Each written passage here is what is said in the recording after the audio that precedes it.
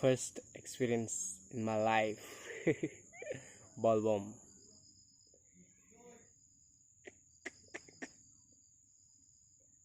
आंनि first experience ओमफ्राय नैबे ज्योति शक्ति मन्दिरनिफ्रायबो first time थाबायनानै बेबायदि थांनाया होमबा आंनिबो first time बे मन्दिरनिफ्रायबो first time interesting जागोन Bolbom जोङो थांगोन दतमानिफ्राय आथिं गोजायै थाबायै थाबायै उल्टा पानिसिम नोंथांमोना इन्टारेस्ट दङब्ला नायलांबाय थाब्लानो जाबाय थौदो बिदिब्ला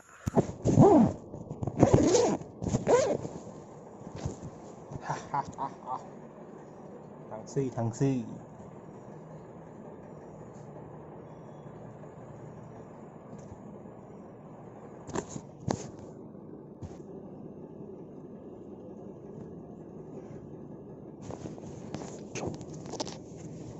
Bolbom.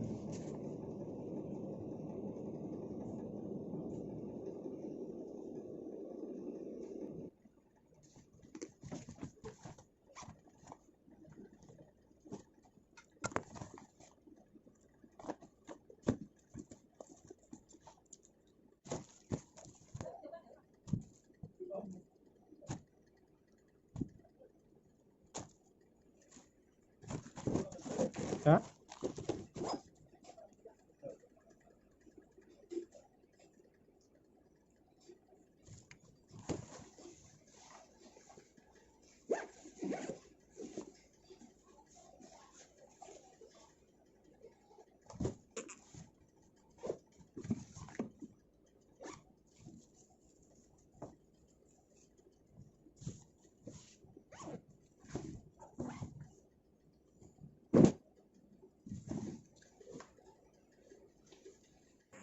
जों दा आवगायलांनोसै दतमा बाजारनि खाथियावनो थानाय सेरावनो थानाय ज्योति शक्ति मन्दिराव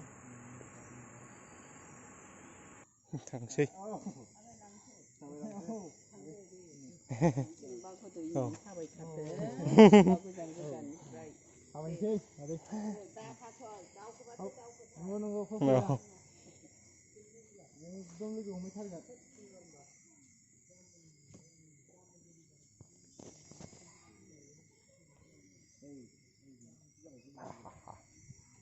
थांसै मन्दिराव थांग्रोगोन दतमा मन्दिराव नायलांबाय थादो भिडिअ बानायलांबाय थागोन आं सफैबाय नैबेयाव थांफागोन जों खिथु मन्दिरानो दतमानि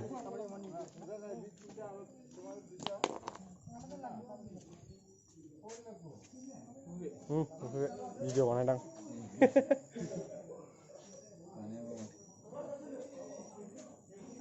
मानसिफोरनो देखायहरनो सफैजोब्बाय बांसिनानो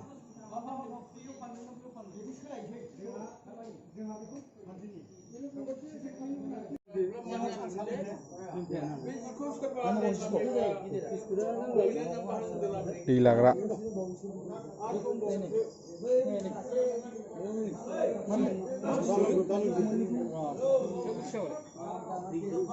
दावराय हांगोन आं नामा Bolbom थांग्राफोर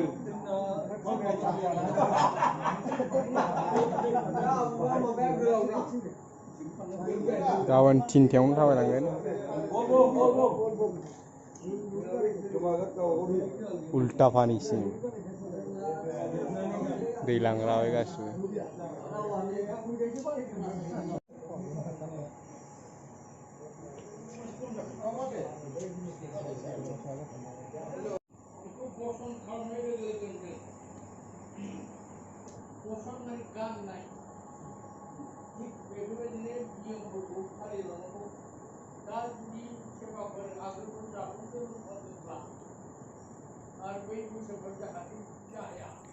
दतमानि सिङाव थानाय ज्योति शक्ति मन्दिरनि बिफागुरुआ भलिबमनि सोमोन्दै आरो नैबे हाबाफारि दतमानिफ्राय आथिं गोजायै हान्थिलांनानै उल्टा पानियाव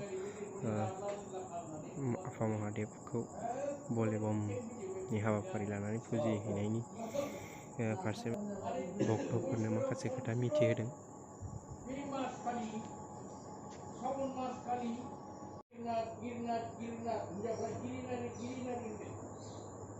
मोनानि साराय 9टायाव जों गाखोदों रबिबार खालि। बेनिफ्राय आं नुनानै मारै खावदों मारै लांनांगौ। ओमफ्राय र' टाइमा बेसेबां जाखो नायगिरनि 12:47 होमब्लाथ' हर गेजेरानो जाबाय। थांनोसै जोङो 1 घन्टानि उनाव थांनोसै। थाबायलांनायखौ आं गाबोन दिन्थिनोसै। दिनै बेखौनो नायगिरदो, आपल'ड खालामग्रोसै आं। ओमफ्राय मोनसे खोथा, बेसेबां थांगोन आं बेखौथ' नोंसोरनो खोन्थायाखै, दा खोन्थानोसै। 50 सामथिं जागोनदां, 40नि बारगोन खोमा। थ' लोगोफोर, दिनैनि भिडिअ'आ एसेनोसै। फैफिनगोन नेक्स्ट भिडिअ'आव। बाय बाय।